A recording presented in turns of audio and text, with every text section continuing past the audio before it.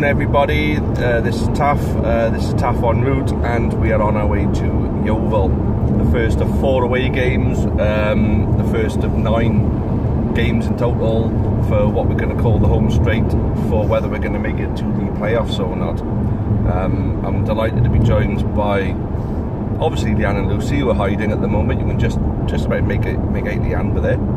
And then we got Lloyd, Youngblood. And we got our favourite Jeff Williams sitting over in the corner there.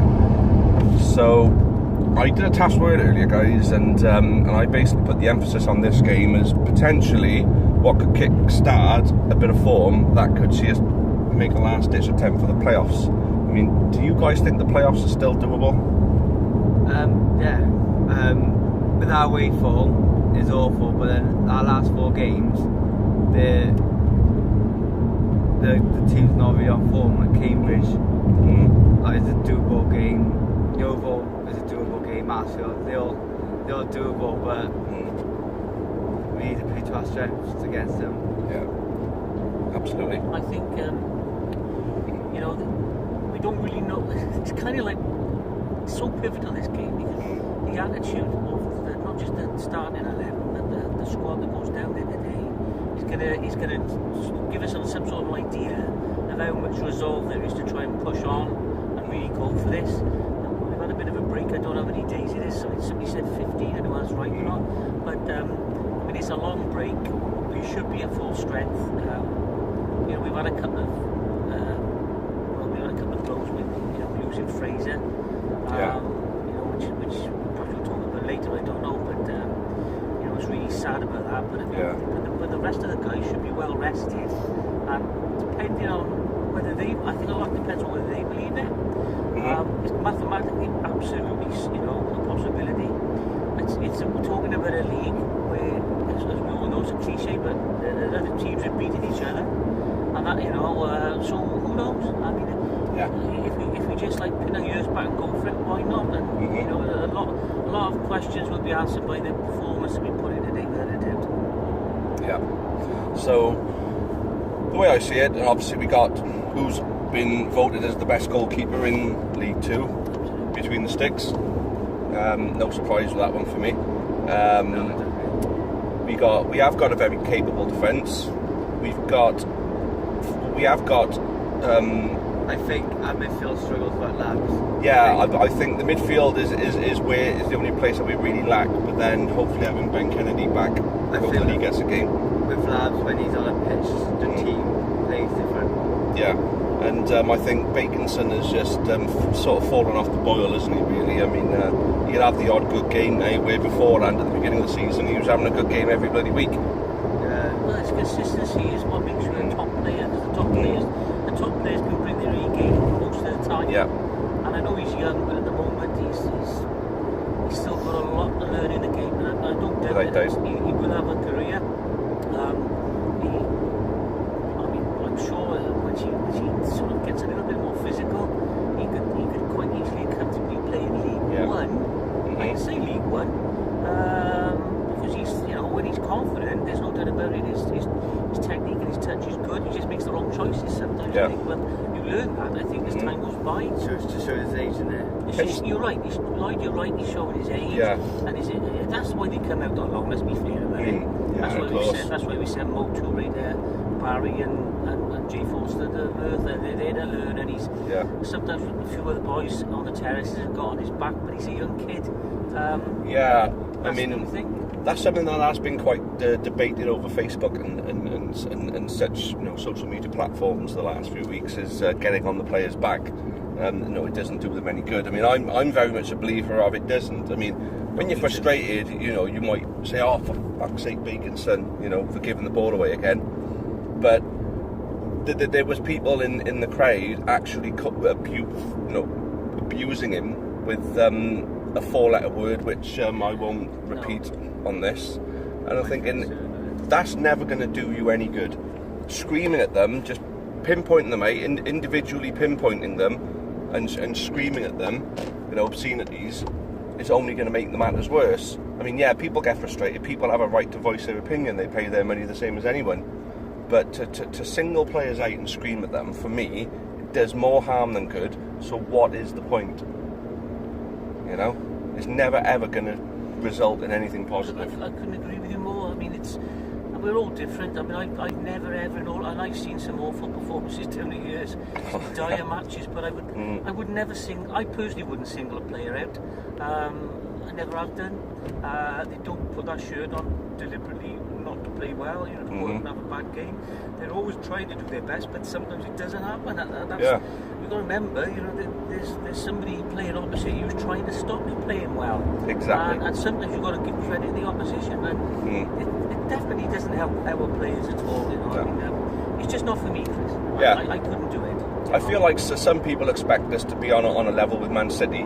You know, expect us to win every game comfortably. You know, even when we win, you know, you get people pinpointing, you know, little niggly things, you know, picking peanuts out of shit, I call it, you know, just so they can have a pop at someone for doing something. Oh yeah, you know, we won today, but our defence got lucky. If it wasn't for Joe Day, our defence would have cost us the game, or our midfield didn't create enough chances, or our strikers were really poor in front of goal. If it wasn't for our midfielders scoring goals, our strikers, you know, wouldn't have got the goals and we wouldn't have won. At the end of the day, right, you win a game, you win a game. You lose a game, you lose a game. And as you quite rightly said, no player goes out there deliberately to play badly. We won 1-0 and everyone was on like Facebook complaining how crap we were. Yeah, we got to win, so but it doesn't matter really. But then we've lost games where we've been fantastic, like Milton Keynes at home. Lincoln away. Going back to what you were saying, you mentioned Joe Day earlier. That Joe has had people having a go at him. I've heard people saying things about Joe. Yeah. Saying if he was better at this or better at that, well, you know, he doesn't control his box. He's not, you know, he doesn't. He's bossed the back four around and all the rest of it. He's good shot stopper, blah blah. But if he was better at this, the bottom line, Chris, as I've said, and I've always said with Joe, is if he ticked every single box, he wouldn't be playing for Liverpool. Exactly, yes. He would be playing for somebody like in the Premiership or even the Championship. You know, he's got a great accolade there with that the award he's received, and he deserves it. 100%, yeah. He totally deserves it. We're very lucky to have him, and he's. I think, to be honest, I can't think of him. Going back to Howard Kendall, probably. All right, I know we had Carl Darlow, but he was not really a player. Crikey, we've had some good goalkeepers, we've had some average ones, but you've got to go back a long way to find someone who I think has been as good as certainly as Joe Day. Absolutely. I mean, I was always a big fan of Lenny Pidgley as well, but absolutely. But Joe Day for me is just a different level of goalkeeper, you know. As you said, if he could command his area better and distribute the ball better, he'd be a championship goalkeeper without doubt. Without doubt, because his shot-stopping ability is the best in our league, and thankfully it's been noticed. Yeah, it's just rightly so. And his kicking's gone much better as well.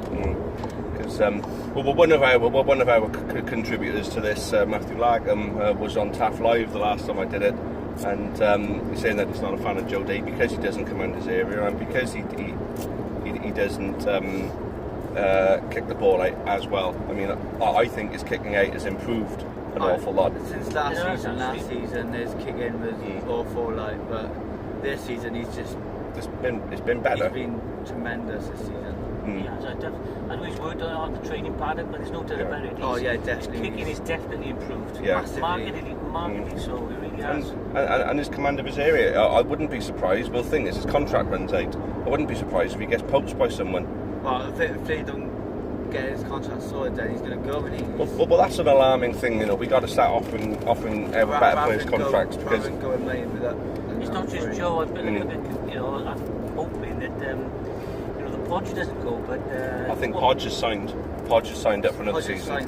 We got money for him. Podge has signed. I thought it was good news that he signed a 2-year contract. What worried me when Podge signed it was that it was like as if he was saying, "Look, if I do go, the club are going to get some money for me." Yeah. You know what I mean? Because you've got to remember he's 30 years of age and he could easily play very, very well in League One. Yeah. He's proved that with his call at Island that people are noticing him. Yeah. You know, people, you know, we don't realise that we watch more than perhaps we think we are. And it hasn't gone unnoticed that Podge is putting in, not just scoring goals, but doing a complete job with the centre forward. Yeah.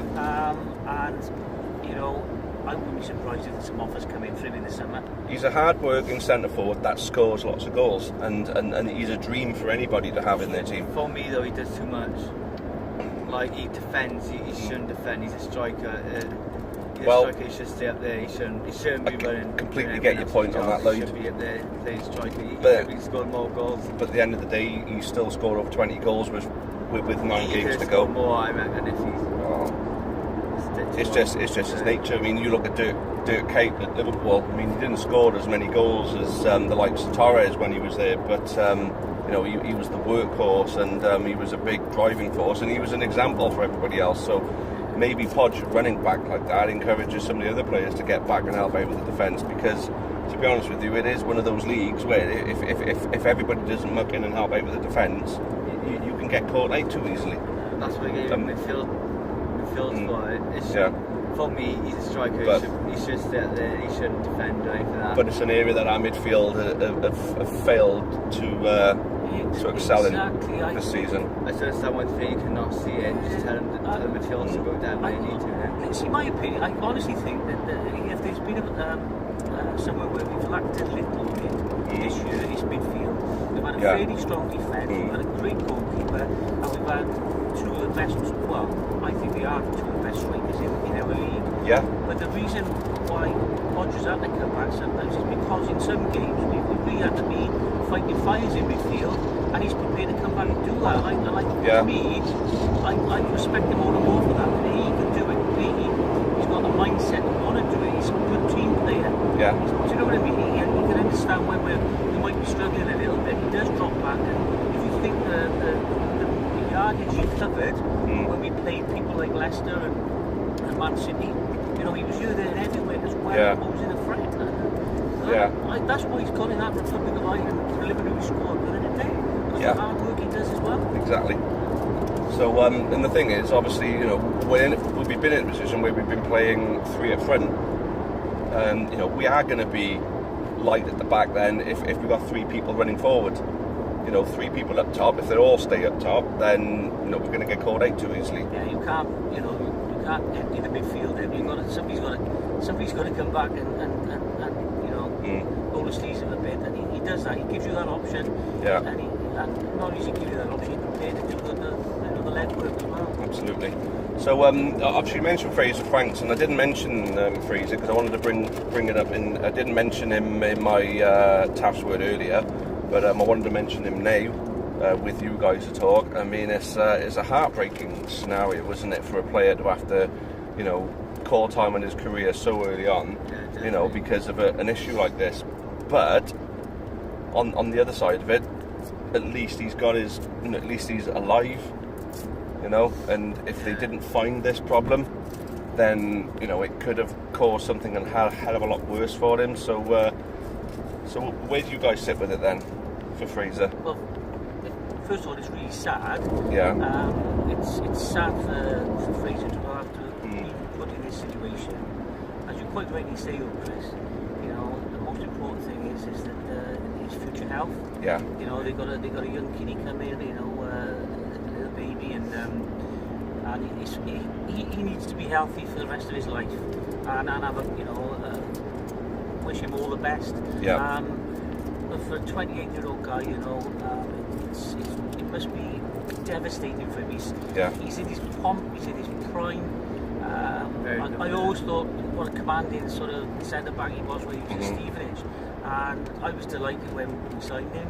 Yep. And as soon as he slotted into the back two or the back three, he was like winning everything in the air. You know, and you see that, you know, that blonde head go up in the air, and you knew that ball was going to be a good header.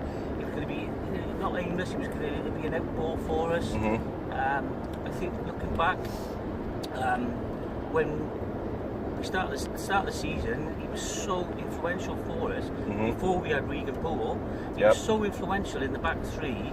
And I recall, if you recall, when we went up there, Crawley was sent off, And I think I might have said to you, Chris, when we were on the way back, you know, that's going to cost us.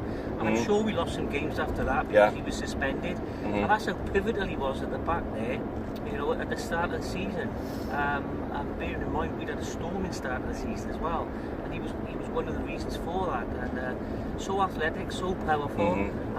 But the most important thing is, he's got to look after himself because life comes first. He's got a young family. And whilst it's sad, the good thing is, you quite rightly say, it's been spotted. Yeah. So we know, it's a known concern now. He can do the right thing by himself and by his wife and his kids. Absolutely.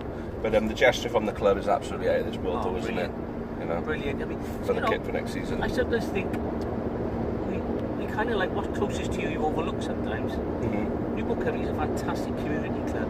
Yeah. Think what we do with disabled people and what have you, the county and the community. And it's got a caring heart. There's no question there. And that's why sometimes I say to people, you know, we've all got second teams, we all like TV teams, but come and support your community club because the Newport County do a lot for Newport, an awful lot. And I sometimes think we don't realise how much we do, and we don't realise how influential we are within the community. It's great in the community, and there's a lot of force for good in the community as well. Yeah, it's something I've been saying, and I got into an argument with some people over saying about when it comes to Christmas time and visiting kids in an hospital. I mean, I obviously say, look, people in Newport, your local team are going to your local hospital to visit children who are in a bad way. Now, you all support your teams like your Liverpool, Man United and all that. You know, do Liverpool, Man United come down to Newport to come and visit the hospitals there? I mean, for some reason, people just couldn't deal with it. And I won't be afraid to say, but, you know, it's difficult to argue with stupid people. And I was trying to argue with them and they just wouldn't get my point, you know? The point I try to make is, you might spend your time and money on the likes of Liverpool, Man United, you know, teams hundreds of miles away. But, you know, why don't you give a little bit of time to your local team who's looking after your community, basically? Exactly, you know, I couldn't agree more. And it's an argument that I think, you know, it shouldn't need explaining really, but, you know... Even when I explained it to some people, I still got abused for it, but then they just couldn't fathom what I was saying. Because they were trying to say, but they go and visit their own hospitals, but then, you know, the people in Newport don't have to go into their hospitals, so what do they do for your community? And that was my point. And that's even Newport County fans as well, a lot of them were Newport County fans saying it was a stupid comment to make, and I'm like, no, it's not. It's a very, very valid comment. It is a valid comment, and I mean, I mean, like I say, we do so much for the community, and there's so many different aspects. You do so much for the city as well. I mean, you know, you look now. I mean, Newport County have put Newport very much on the map. You know, I'm not being funny, but a NATO summit and a Ryder Cup at the Celtic Manor, and still people didn't know what Newport was, and they 2 cup runs, and everyone knows everything about Newport. Now, you know, it just goes to show how much of an impact your football club can have. I've always said this to people that, you know, when kids are growing up, once they start to take an interest in football, they kind of like learn a little bit of geography from football, whereby if they're interested in football, they'll know where football league teams are. It's an identifying sort of symbol. You've got a like a league football club in that area. Completely on board with that one, mate. That's exactly how I always did it. I would never have known where like Scunthorpe was and Crewe were when I was a kid, or Halifax. But because when I was a kid growing up, I was like, you know, we were in the 4th division in those days, and I knew where all these places were. It does literally, you know, put you in people's minds. Absolutely. So, but to wrap this one up then, guys, predictions first of all, and then who we think should be starting in the team, and what formation we should be looking to play. 2-0 County. 2-0? I'm saying 3-0 County. To be honest, I'm a little bit concerned. I'm going to be honest. I'm going to say 1-1. I hope I'm wrong. I really hope I'm wrong. But I think Yeovil, it is so important for Yeovil. It's a cup final for them. We got our, what do you call it, home straight. They got a home straight as well, but for different reasons. And every game's got to be like a cup final for them. They've got to start winning. and I think they'll be a tougher opponent than perhaps some of us realise. And I hope I'm wrong, but I got a feeling it's going to be a draw, to be honest. Fair enough. Anyway, the team that we should play, I'm thinking goalkeeper should be Joe Day, of course. This would be my team. I'm assuming everybody's fit. Obviously Joe Day. Then I go with the back three. It'd be Obi, Regan, Obi, and Mickey. Yep.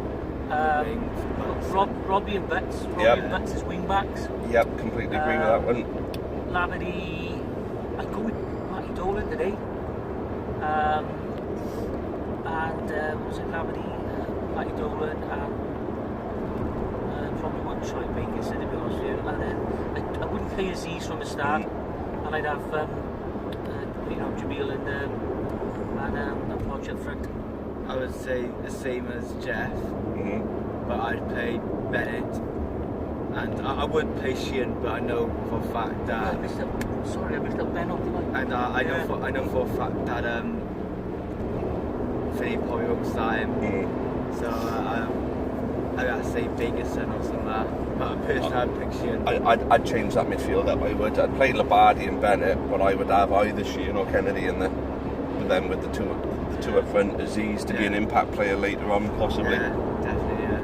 Anyway, so that's 21 minutes of their lives we're never going to get back then, guys. So we'll wrap that one up there. So thanks all for watching. For those going, we'll see you there. For those not going,